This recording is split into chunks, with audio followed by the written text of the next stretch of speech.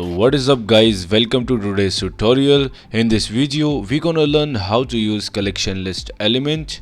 So without wasting any more time, let's get started. So if you go to the element section here, you can find the collection list down here.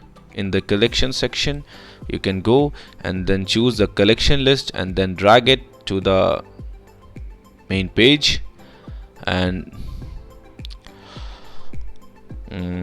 it's processing. Okay, so there we have it, our collection list. So before starting anything, let me explain you what is collection list. You can say a dividing mechanism in by which you can divide your products into several categories like this, like your best rated items, your best selling items, your new arrivals, and your sales. So it basically means that you can classify your products into those categories, and you can choose your highest rated products, you can choose your highest selling products, you can choose your new arrivals, and you can choose your on sale products.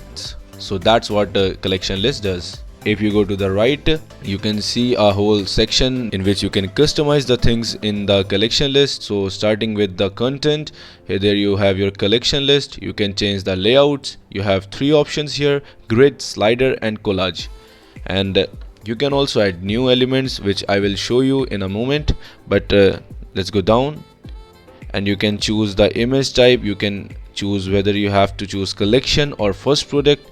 So let's go to the collection card. So if you can see the collection card, you can change the design of the collection card. You can choose between standard or banner. Then you can change the position of the collection card. You can shift it to the top left, top center, top right, or absolute center.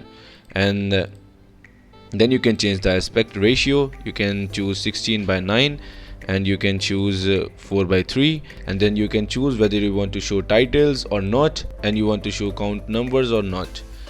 And you can also enable overlays. So if you want to add anything on that, then you can do that too. Now moving on to the grid settings. If you will apply the grid, then you can customize your grid settings from here. You can increase the collection per rows and column gaps, row gaps from here, and you can also change text from here. And then moving to presets, you can also add your preset collection list. So I have shown you the grid layout because I personally prefer the grid layout because it is quite attractive and it is very simple. And if your client visits your website, then it will be very simple for him to choose the item which he wants from there only. So I prefer grid. Let's go to the style section, and you can customize your collection cards from here.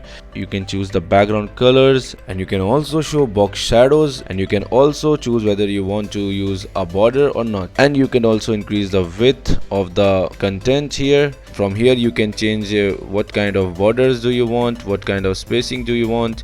And this section is for titles, and this is for count and overlays. Basically the work of style is to allow you to be more creative with the cards and the overlays or the titles or the counts, and you can very easily customize all these things with your own creativity. And moving on to the advanced section, and in advanced you can obviously do all such things with more detailed and advanced way. And you have all the technicalities here. You can change the backgrounds, borders, responses, and attributes very precisely. So that's it for today. Make sure to subscribe and hit the bell icon for this channel. Until then, take care of yourself. Goodbye.